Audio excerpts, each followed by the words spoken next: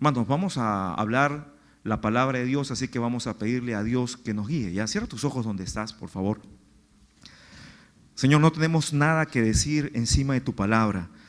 Ningún razonamiento, ninguna idea, ninguna preparación tiene sentido frente a tu palabra, Señor, porque tu palabra es pura, es autoridad. Yo te pido que en esta mañana nos ayudes para, al momento de enfrentarnos a tu palabra, Señor, sea tu Espíritu el que pueda convencernos de pecado, de justicia, de juicio, el que pueda transformarnos, el que pueda lanzarnos un reto de transformación, de cambio, Señor. Ayúdanos para no hacer en nuestra vida inútil la predicación de tu palabra, sino que al salir de aquí podamos mostrar, Señor, el fruto, el cambio que tú esperas que tengamos en esta mañana. Señor, es tu gente la que está aquí frente a mí, dispuesta a escuchar tu palabra. Señor, no soy digno, en mí no hay nada capaz, no estoy capacitado para hacerlo, por eso recurro a tu Espíritu Santo, Señor, para que sea tu Espíritu Santo el que me ayude a hablar tus palabras. No mis palabras, no mis juicios, no mis ideas, no mis costumbres, Señor, sino solamente tu palabra. Te pido, Señor, de que tú seas glorificado en esta mañana con lo que se va a decir. En tu nombre, amén y amén. Muy bien, hermanos, hemos venido hablando, como bien estaba recapitulando Fede, acerca del libro de Nehemías, y estamos estudiando todo lo que tiene que ver con visión, con liderazgo, con trabajo conjunto, con edificar, con enfrentamientos, con luchas contra factores exógenos, contra enemigos, con circunstancias que tienen que ver con planear las cosas, con reclamos y luchas en el seno de la congregación, del grupo con el que trabajaba Nehemías. Hemos estado viendo características de los enemigos, estamos viendo hace poco características del liderazgo de Nehemías. En esta mañana yo quiero tocar el tema de los riesgos que hay en el liderazgo. Y yo quiero nuevamente hacer un acápite, una aclaración. Tema de liderazgo es tema para todos los que somos creyentes. La Biblia nos dice que hay un mandato análogo en la Biblia, tanto en el Antiguo como en el Nuevo Testamento. En el Antiguo Testamento encontramos que Dios crea al hombre y a la mujer y les dice que poblen la tierra, ¿no? Que se fructifiquen. En el Nuevo Testamento encontramos un mandato análogo en Mateo 28, ¿no? Donde Dios nos manda a fructificarnos, pero como cristianos. Esto es hacer discípulos, ¿no? Que por cierto es algo que mencionaba Fede al final de la dirección de la alabanza.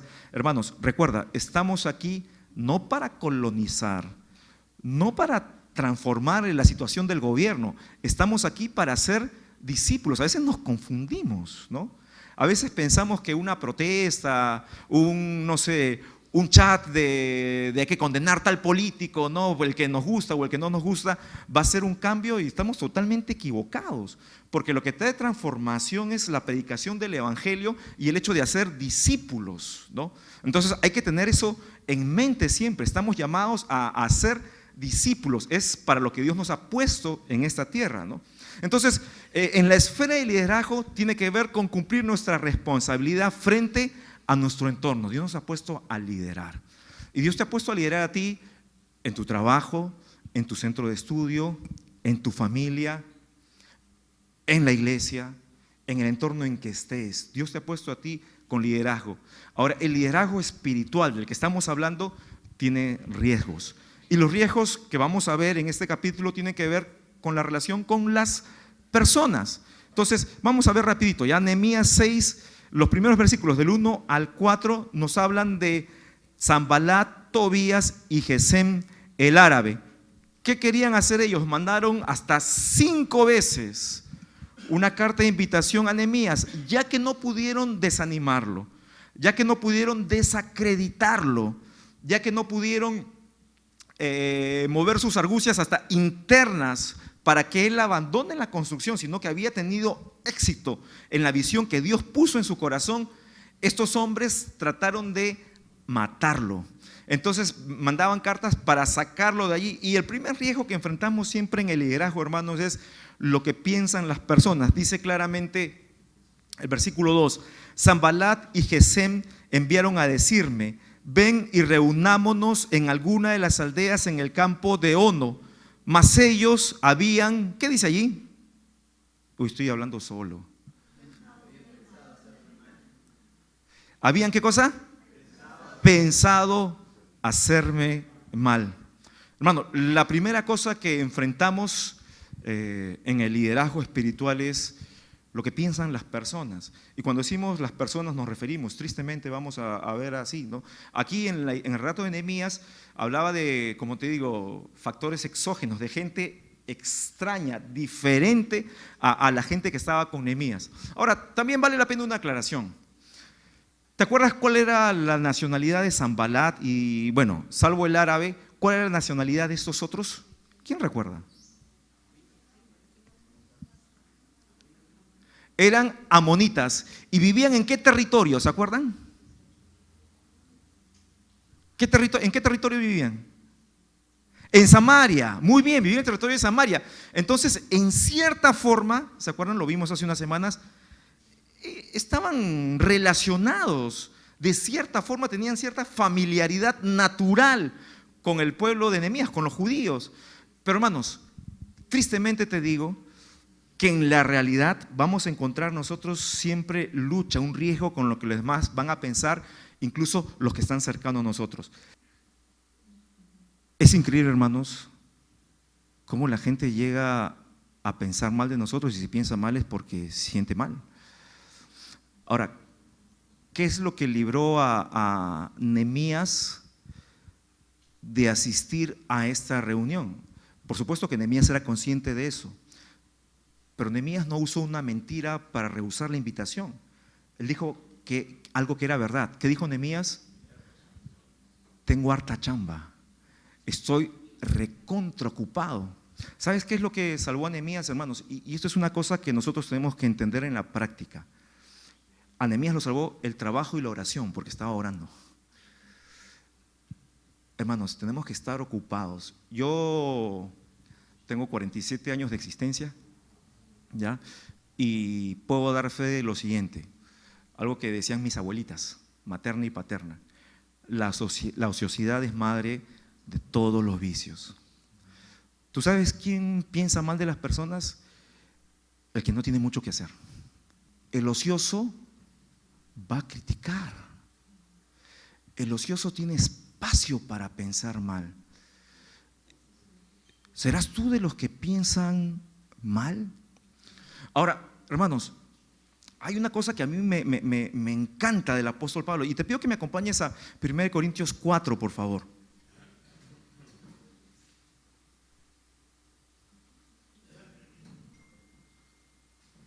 Vamos a leer desde el versículo 1. Los que tienen la aplicación tienen ahí los textos, ¿ah? No tienen que moverse de ahí. 1 Corintios 4, y está hablando Pablo acerca de su ministerio y lo que tenía que ver con el ministerio de los apóstoles. Entendamos, hermanos, el contexto de cada carta o libro que leemos. El contexto de 1 Corintios es un contexto de llamada de atención y de aclaración de algunas ideas distorsionadas que tenían los de la iglesia de Corinto sobre la vida cristiana y sobre el ministerio, ¿no? En ese contexto Pablo dice esto: así pues, téngannos los hombres por servidores de Cristo y administradores de los ministerios de Dios. En los capítulos anteriores Pablo había criticado los bandos que ellos habían formado, ¿no? Había un predicador espectacular, extraordinario, que se llamaba Apolos, ¿no? Y Pablo, por supuesto, era otro predicador extraordinario. Entonces ellos dijeron, surgieron los Apolos lovers y los Pablo lovers, ¿no? Entonces, y se peleaban, ¿no? Que Pablo es lo máximo, ¿no? Que Apolos no sabe, que Apolos sabe pues tales idiomas, ¿no? Y estaban así que se pelean, hermanos. Esas cosas son tontas en realidad. Entonces Pablo dice: téngannos, considérennos todos los hombres a nosotros, los que servimos, dice, como servidores, administradores, nada más. No somos personas importantes, somos servidores de alguien que es más importante, ¿no? Versículo 2. Ahora bien, se requiere de los administradores. Ahora, una cosa que él está aplicando a sí mismo, dice: de los administradores, que cada uno sea hallado fiel. ¿Quiénes? Los que están ministrando la palabra. 3. Ojo con esto: yo en muy poco, y subrayo eso, muy poco, tengo el ser juzgado por vosotros o por tribunal humano, y ni aun yo me juzgo a mí mismo, porque aunque de nada tengo mala conciencia, no por eso soy justificado, pero el que me juzga es el Señor. Así que no juzguéis nada antes de tiempo, hasta que venga el Señor, el cual aclarará también lo oculto de las tinieblas y manifestará las intenciones de los corazones, y entonces cada uno recibirá su alabanza de Dios. ¿Te das cuenta cómo lo que dice el apóstol Pablo está relacionado con lo que vino diciendo en los primeros capítulos? No lo podemos separar, no lo podemos aislar. Cometeríamos un error de interpretación si es que hacemos eso. Pero Pablo aquí dice claramente: yo tengo en muy poco lo que ustedes piensan de mí. Ahora, Pablo dice en el versículo que continúa, porque algunos de ustedes pueden decir: no, pero ¿cómo puede ser posible que en realidad uno hay que preocuparse de lo que piensa la gente? Pablo dice: delante del Señor yo tengo limpia conciencia. Hermanos, ¿nosotros vivimos para agradar a los demás o para agradar a Dios? Te pregunto, ¿vivimos para agradar a Dios? El libro de Proverbios dice que el que vive para agradar a Dios hace que aún sus enemigos estén en paz con él. Y nota que no dice que sus enemigos se vuelven sus amigos, siguen siendo sus enemigos. Pero ¿sabes qué? La conducta que nosotros tenemos que buscar es la conducta de agradar a Dios. Es imposible, y de hecho es tonto tratar de vivir para que todos piensen bien de mí. No es una práctica que yo tengo. Es ridículo, hermanos, porque somos tan diversos y tan cambiantes que no podemos satisfacer a todos. ¿O me equivoco? La meta de nosotros es vivir para agradar a Dios. Y es lo que dice Pablo: yo tengo muy poco lo que ustedes digan, lo que ustedes piensen. Mi meta es agradar al Señor. El que me juzga es el Señor. Pero Pablo nuevamente insiste, y voy a leer el versículo que sigue. Les dice cuál era el problema de ellos, por qué pensaban mal. Vamos al versículo 6. Pero esto, hermanos, lo he presentado como ejemplo en mí y en Apolos, por amor de vosotros. Ojo con lo que viene: para que en nosotros, o sea, en Pablo y en Apolos, aprendáis a no pensar. ¿Qué dice allí? Fuerte, dice: no sea que por causa de uno os envanezcáis unos contra otros. Pablo aquí da la clave de cómo debemos pensar. Nosotros, si tú eres un cristiano, una cristiana, o te precias de eso, la Biblia dice que no debemos pensar más allá de lo que está escrito. Uy, hermanos, aquí tenemos algunos problemas. Porque posiblemente nuestras costumbres, nuestros paradigmas, nuestra cuadrícula de pensamiento nos haya hecho pensar que nuestros gustos subjetivos y personales y preferencias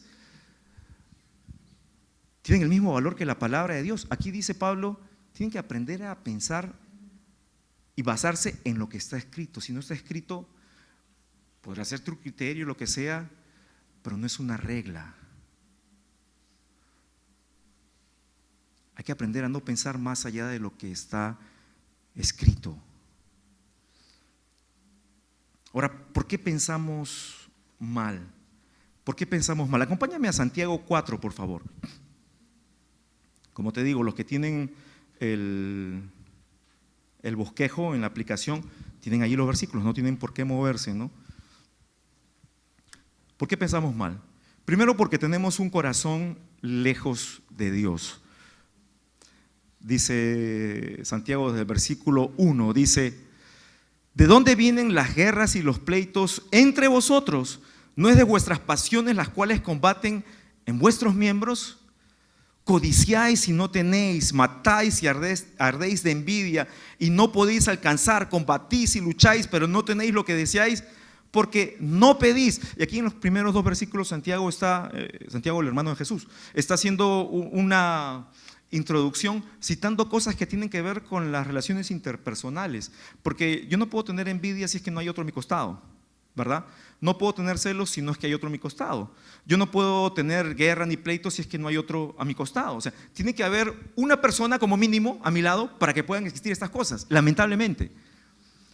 Y es triste que todas estas cosas se ven, por ejemplo, en el matrimonio, porque cuando estamos casados, el que está a nuestro lado es nuestro cónyuge.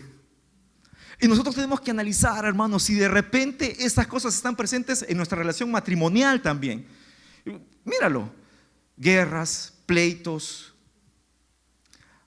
envidia, celos, todas estas cosas. Y luego lo relaciona con la oración. Versículo 3, pedís y no recibís porque pedís mal para gastar en vuestros deleites. Y Pablo aquí comienza a poner en perspectiva algo.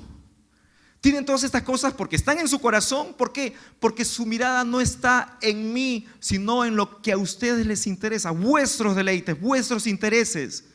Y por cierto, Dios dice, yo no respondo a esas cosas. No, así que Señor, te pido por favor que me des para los zapatos que han salido de 3,000 soles. Señor, bendíceme. Bueno, yo no soy Dios, no puedo hablar en nombre de Dios. Pero, hermanos, hay otras cosas que Dios valoraría más que pidamos, ¿no? Dice, versículo 4, y mira cómo se lanza con todo Santiago. ¡Oh almas adúlteras! Dice, qué fuerte, ¿no? ¡Oh almas adúlteras! ¿No sabéis que la amistad del mundo es enemistad contra Dios? Y aquí Santiago va todavía un paso más. No solamente están lejos de Dios, sino que ustedes han desarrollado una relación como enemigos de Dios. Sigamos leyendo. Cualquiera pues que quiera ser amigo del mundo se constituye, ¿qué cosa? Fuerte, ¿qué cosa? 5. ¿O pensáis que la escritura dice en vano? Noten que esta frase en griego es bien fuerte, ¿eh? En el griego original, bueno, mejor no lo voy a traducir exactamente, ¿no? Pero dice, ¿por gusto acaso? El Espíritu que Él ha hecho morar en nosotros nos anhela celosamente, pero Él da mayor gracia. Por esto dice, un paso más avanza Santiago. Ya no solamente dice, tienen cosas adentro, en su corazón, y tienen estas cosas porque están lejos de mí, por eso yo no les contesto.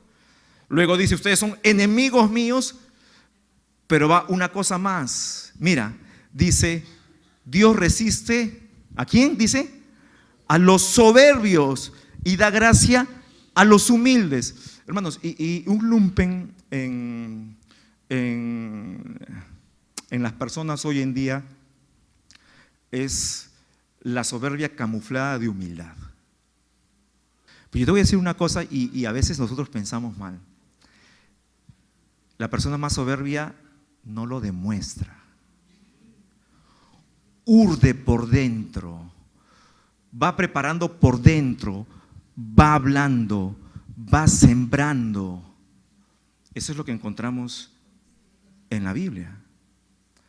Ese mismo Satanás lleno de soberbia conversa en Génesis 3, en el huerto, conversa con Eva y nota que no le propone a Eva abiertamente, tú tienes que desobedecer a Dios. No le dice, conocemos todos el relato de Génesis 3. Esta persona llena de soberbia, Satanás, usó la misma conducta que es la conducta que nosotros a veces no desciframos de un verdadero soberbio. ¿Cuál es la conducta? Le quiso meter lo que él sentía.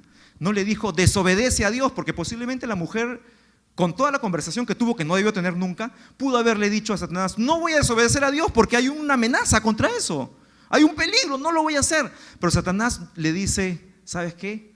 Tú tienes que ser como Dios. No desobedezcas a Dios, conviértete en Dios. Lo que él pensaba. Nota que el soberbio Satanás, Pablo lo describe en 1 Corintios, dice que él y sus ministros, él dice, él se viste como ángel de luz, no como algo que tú vas a rechazar. Soberbio, ¿no? Hola Martín, tranquilo más ahí, te me acercas. Se me acercas. Martín, César, yo ya estoy en otro level, ¿no? Tranquilo más. Pero la Biblia nos dice que Satanás, el sumo de la soberbia, no se presenta así. Se presenta como ángel de luz. Y sus ministros se presentan como ¿qué? Como ministros de justicia.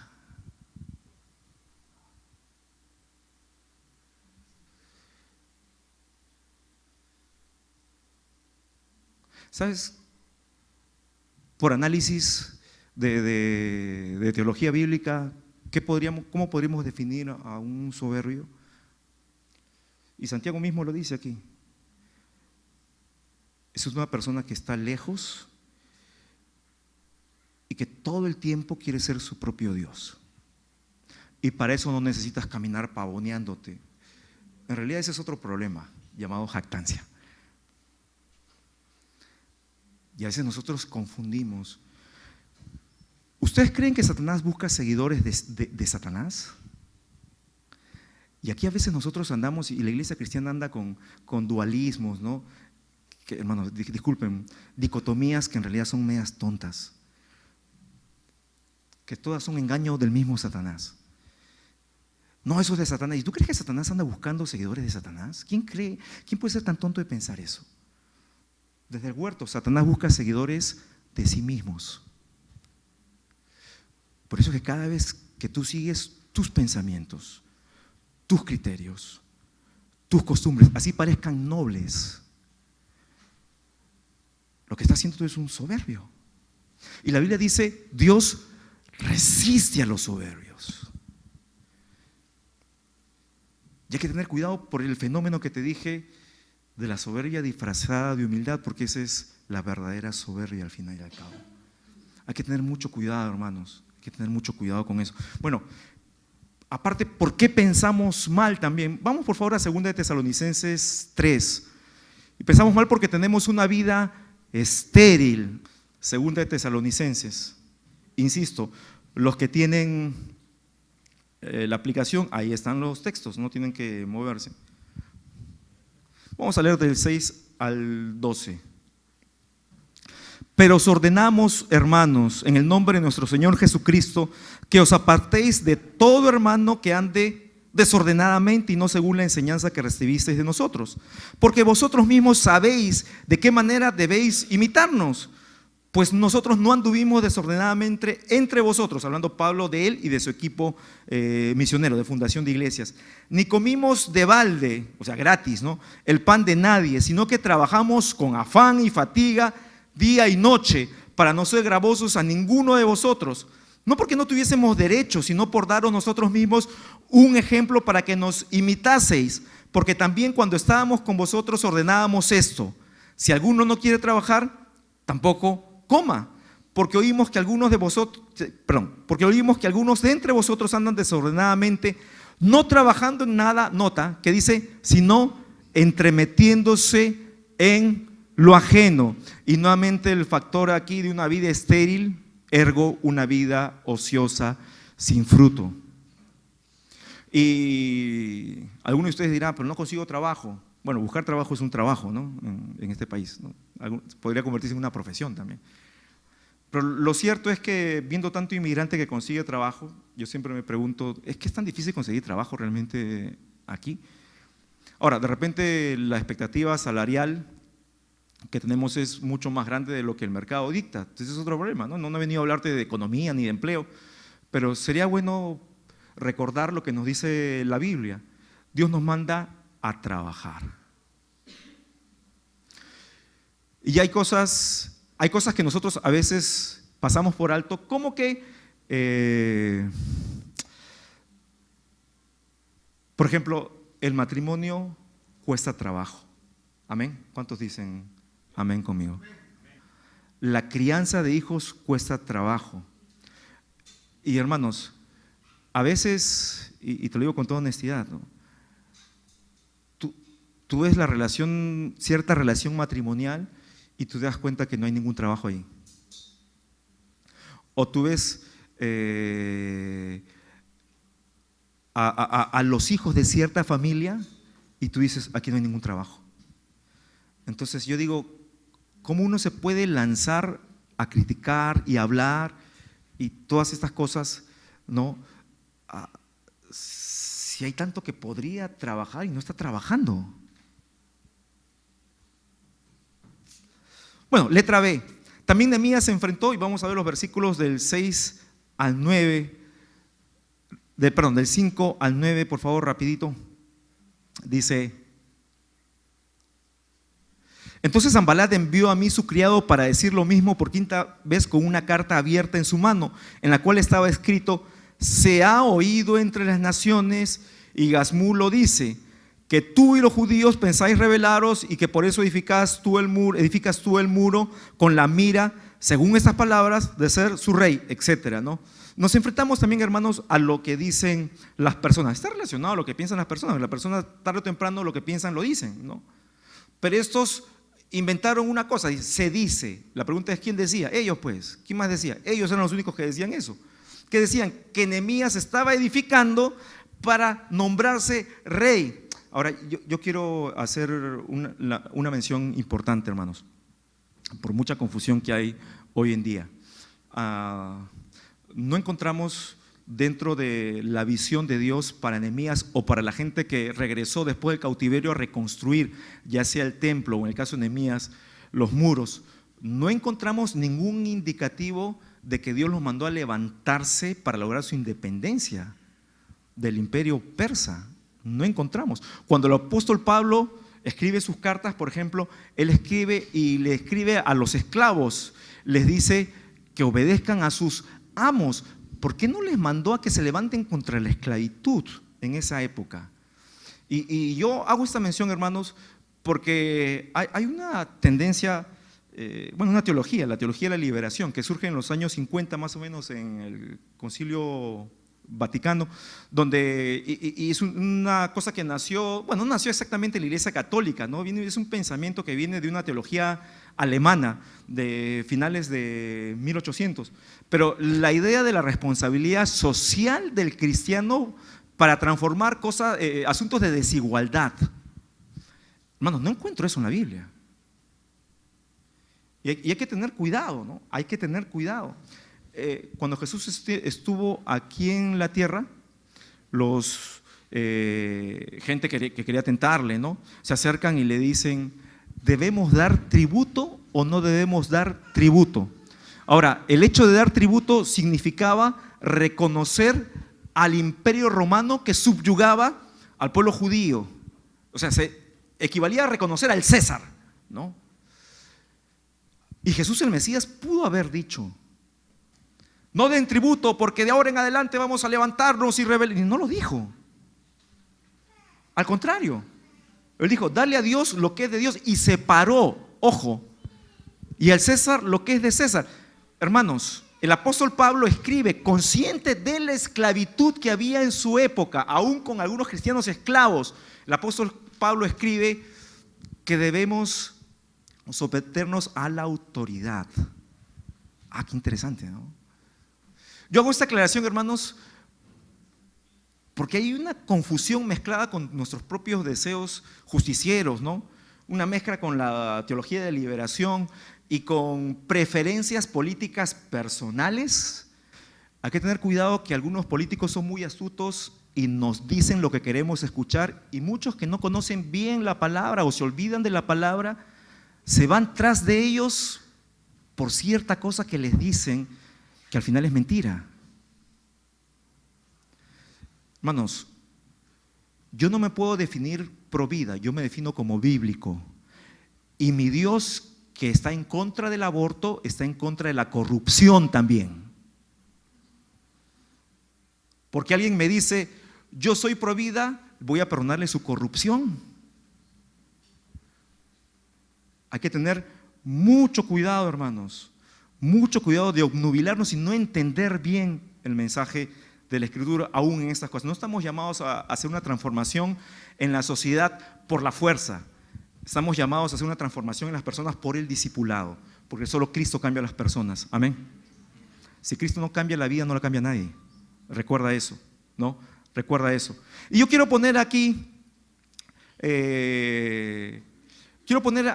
no sé si puedan leer, las matemáticas de un líder. Hermanos, Nehemías se enfrentó a lo que pensaban y a lo que decían Sanbalat y su séquito. Ahora, gracias a Dios, lo que decían de Nehemías era falso. Y él lo aclara y él dice, eso no es cierto. Lo que ustedes están diciendo es lo que ustedes han inventado, no es verdad. Pero ¿qué pasa cuando lo que los demás dicen es verdad?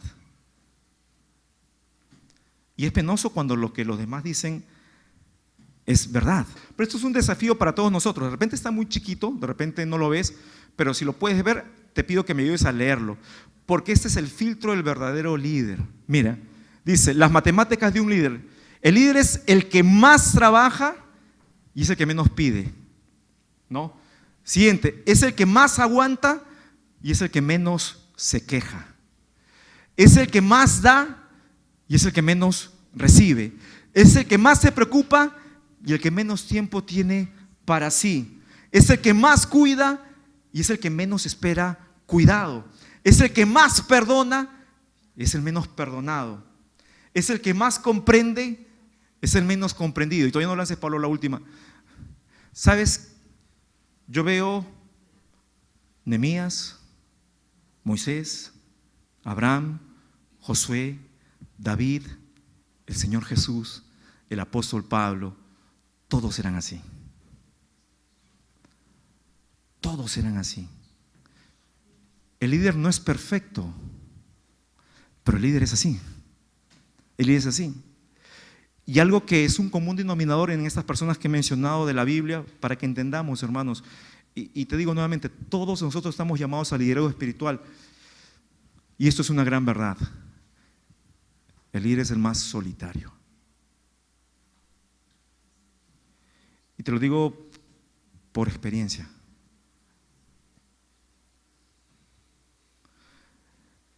Esperar que los demás te comprendan te desdibuja o te anula como líder. ¿Pero por qué? Porque si tú eres un líder espiritual, deberías concientizarte en esto, que tienes al príncipe de los pastores, al rey de reyes y señores de señores que está contigo. Dime si eso no es suficiente.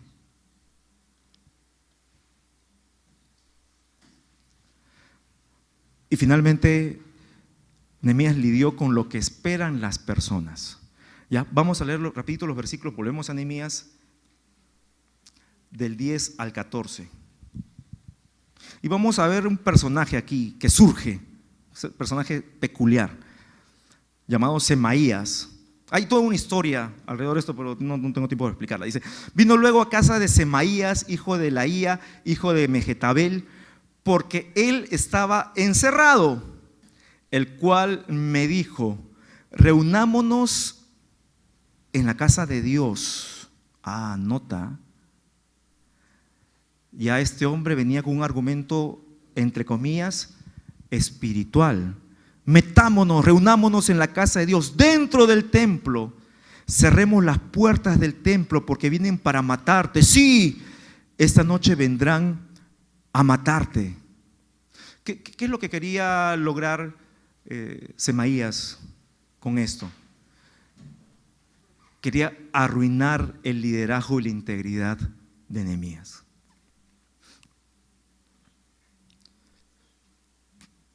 Pero no es espiritual refugiarse en la casa de Dios. ¿Te acuerdas cuando en la época en que los reyes salen a la guerra, hubo un rey que no salió? ¿Quién fue? ¿Te acuerdas? David. Dios, ¿dónde quería a Nehemías? Trabajando. No hay nada más espiritual, hermanos, que no refugiarte en la falsa espiritualidad. Lo más espiritual es estar haciendo lo que Dios te manda a hacer en lugar de llenarte la boca con tanto hermanito, hermanita, Dios te bendiga. Hermano, haz lo que tienes que hacer. Si eres un estudiante, estudia a conciencia. Si eres un trabajador, trabaja a conciencia. Si has de servir aquí en la iglesia, sirve a conciencia. Lo que vayas a hacer, hazlo bien. El libro que se nos dice, lo que te venga a hacer, hazlo con todas tus fuerzas. No hay nada más espiritual que estar donde Dios quiere que tú estés en el momento en que estás. Eso es la clave. Y Dios había llamado a Nehemías a que se asuste, se esconda. 11. Entonces dije, mira la respuesta de Nehemías: un hombre como yo ha de huir. Y no la respuesta de un hombre soberbio. Es la respuesta de alguien que era consciente de lo que Dios le había llamado a hacer. Y quien que fuera como yo entraría al templo para salvarse la vida. ¿Por qué? Porque si quieren matarme, el razonamiento de Nehemías, probablemente van a matar a mi gente. Me muero yo con mi gente. Y hoy en día hay esta tontería de los pastores intocables, ¿no? Y esto es, hermanos, nuevamente una mala interpretación de las Escrituras. Si nosotros vamos al Salmo 105 o a Primera de Crónicas capítulo 16, vamos a encontrar, sacando fuera de contexto, una expresión que se usa, hermanos, y no se debe usar, como una suerte de inmunidad pastoral, ¿no? Es: no toquéis a mis ungidos. ¿Han leído esa frase? O lo vemos cuando David es perseguido por Saúl 2 veces y Saúl dice que lo mate otro, pero yo no voy a poner la mano sobre el ungido de Jehová. Y hoy en día muchas iglesias y algunas, entre comillas, de sana doctrina, cometen el mismo error de interpretación. No encontramos en el Nuevo Testamento, por ejemplo, acabamos de leer a Pablo en el libro de 1 Corintios invocando esto, ¿no? No dice: si ustedes han hablado mal de mí, se fregaron, porque la Biblia dice no toquéis a mis ungidos. No dice eso en el Nuevo Testamento en ninguna parte. Ninguno de los apóstoles invocó esto, ¿no? Como una suerte de inmunidad. No te fregaste, te puedes meter, si quieres murmura de él, pero de mí no puedes, porque yo tengo una coraza, no toquéis a mis ungidos. No, hermano, no habla de eso. De hecho, Salmo 105 y 1 Crónicas 16, si tú lees todo el contexto, no está hablando de una persona, está hablando de todo el pueblo judío en grupo. Y hay iglesias con esa tontería, ¿no? Esa mala interpretación de las Escrituras, que dicen: el pastor es un semidios. No, hermanos, no encontramos que la Biblia dice eso en ninguna parte de los pastores. El libro de Hebreos nos dice: acuérdense de sus pastores, porque es una práctica sana de las iglesias considerar a sus pastores, considerarlos a tal punto de recordar lo que ellos han hecho en tu vida, ¿no? Es parte del trabajo que Dios nos ha llamado a hacer, trabajar en las vidas. Pero además, dice el libro de Hebreos, dice: imiten su fe, no dice imiten su conducta. ¿Sabes por qué? Porque, y yo quiero hablar solamente a título personal mío, no quiero incluir a nadie más, ¿no?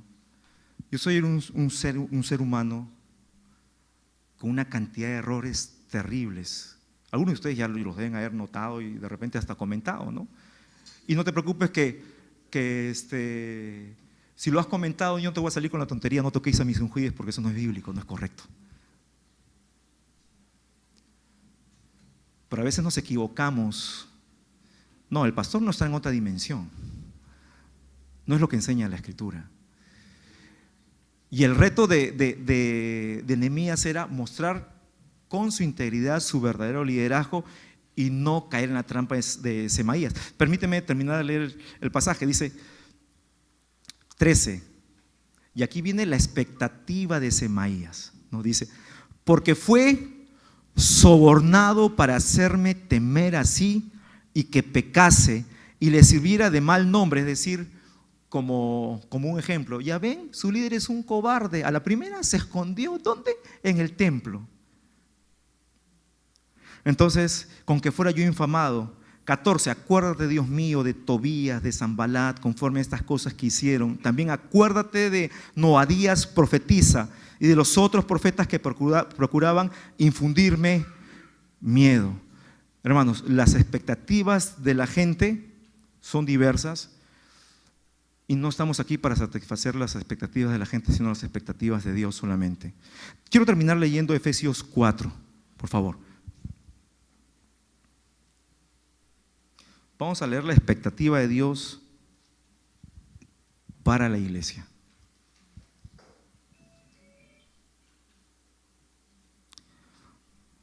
Desde el versículo 11 vamos a leer, por favor, hasta el 16 solamente. Dice: y Él mismo, hablando del Señor Jesús, constituyó a unos apóstoles, a otros profetas, a otros evangelistas, a otros pastores y maestros, haciendo la aclaración de que no está hablando de la nueva versión de apostolado que hoy en día se proclama en algunas iglesias, ¿no? Ya no existen apóstoles, ¿no? Estrictamente los apóstoles, como nos habla la Escritura, solo existieron en el tiempo de Jesús. Era gente que pasó tiempo con Él, que vieron su ministerio público, y el último de ellos, según lo dice Él mismo, fue el apóstol Pablo, que dice: y al último de todos, como un abortivo, me apareció a mí, diciendo Él mismo de que fue el último de los apóstoles, ¿no? Dice: a otros profetas, a otros evangelistas, a otros pastores y maestros. 12, a fin, nota, de perfeccionar a los santos para la obra del ministerio, para la edificación del cuerpo de Cristo. ¿Cuál es el propósito del liderazgo en la iglesia y del liderazgo espiritual en sí? El propósito es edificar a los santos para la obra del ministerio. Repito, el propósito es edificar a los santos para la obra del ministerio. Tú puedes tener otras expectativas, tú puedes tener otros propósitos, puedes tener otra agenda al venir a la iglesia, pero lo correcto es que si tú vienes aquí a la iglesia, tú vas a recibir una enseñanza, vas a ser preparado para ser perfeccionado, para servir en la obra del ministerio. Vamos a seguir leyendo, dice, hasta que todos, mire esta meta, hasta que todos lleguemos a la unidad de la fe y del conocimiento del Hijo de Dios, a un varón perfecto, a la medida de la estatura de la plenitud de Cristo. Hay una estatura que tenemos que alcanzar, esa es la meta de Dios para nosotros. 14, hay algo que tenemos que abandonar, dice, para que ya no seamos niños fluctuantes, llevados por doquiera de todo viento de doctrina, por estratagema de hombres que para engañar emplean con astucia las artimañas del error. Está diciendo, o sea, por un lado yo crezco en una dirección, por otro lado me estoy alejándome de otra dirección, que es de vivir engañado, que cualquiera me diga cualquier cosa y yo me la creo. ¿Por qué? Porque no comprendo lo que dice la palabra de Dios. 15, sino que siguiendo la verdad en amor, crezcamos en todo en aquel que es la cabeza, esto es Cristo, de quien todo el cuerpo bien concertado y unido entre sí por todas las coyunturas que se ayudan mutuamente según la actividad propia de cada miembro, reciba su crecimiento para ir edificándose en amor. Hermanos, y el vínculo que nos debe unir es el amor, no el consentimiento.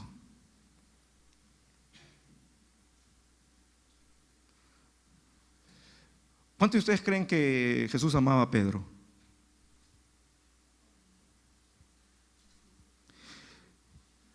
¿Y tú creerías que alguien te ama si te dice Satanás?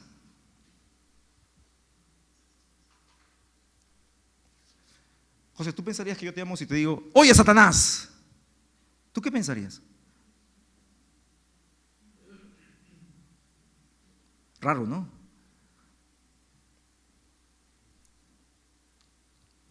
¿Y se acuerdan cuando Jesús le llamó a Pedro Satanás?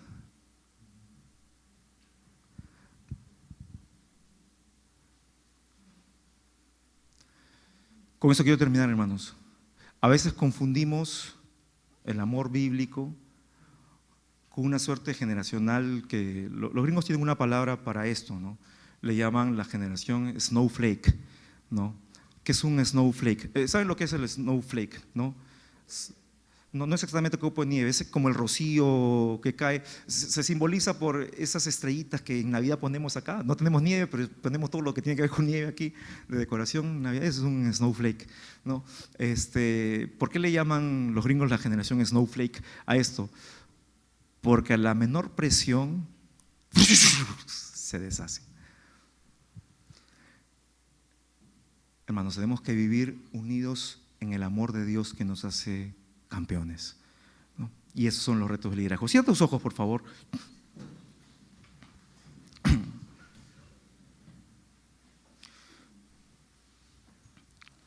Hermanos, vamos a enfrentar retos mientras estemos aquí. Dios nos llama a liderazgo espiritual, pero yo quiero decirte una cosa. No vas a poder liderar si es que primero no eres un siervo, y nosotros tenemos que presentarnos todos los días como siervos del Señor, porque al Señor servimos. El Señor Jesús dijo, si alguien me sirviere, mi Padre le honrará. En Marcos Jesús dice,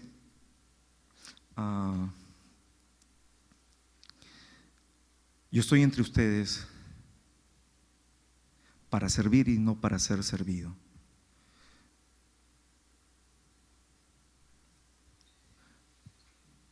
En el episodio de la última cena, ¿no?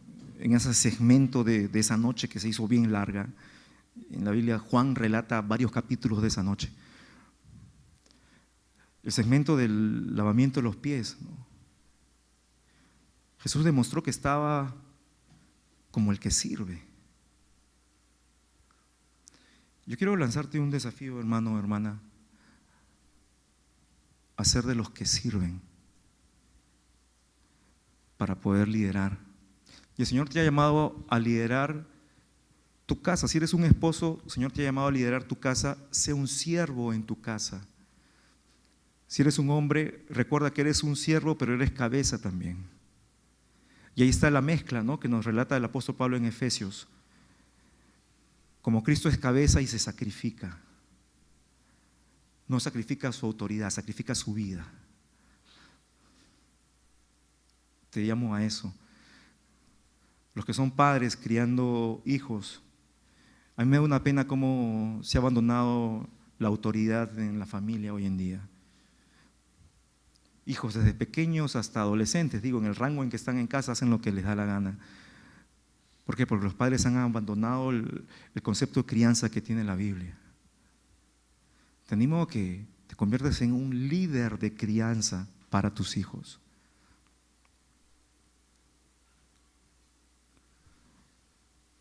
Yo no sé en lo que trabajes, de repente trabajas por tu cuenta, tienes tu propia empresa o eres dependiente.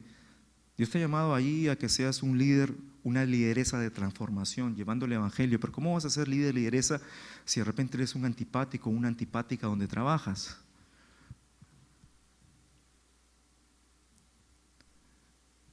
Imagínate que hubiese pasado si lo que decían de Nehemías hubiese sido verdad.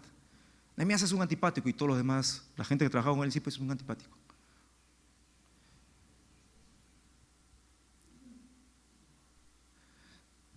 Ahí donde estás, dile: Señor, yo quiero convertirme en una persona que tú puedes usar de verdad. Y ojo, Dios no espera que seamos perfectos. Dios espera que seamos dúctiles. Y a veces para hacerlo hay que despojarnos de lo que pensamos y no pensar más allá de lo que está estrictamente escrito. Y ahí está la clave. No debemos pensar más allá de lo que está estrictamente escrito. Señor, te damos gracias en esta mañana por tu palabra, Señor. Perdón si acaso alguna cosa no era correcta. Llévanos, Señor, a ser transformados. Si no, no ha valido de nada lo que se dijo. Llévanos a ser transformados, Señor. Tú esperas nuestra transformación. Tu Espíritu Santo anhela nuestra transformación. Gracias, Señor. En tu nombre, amén.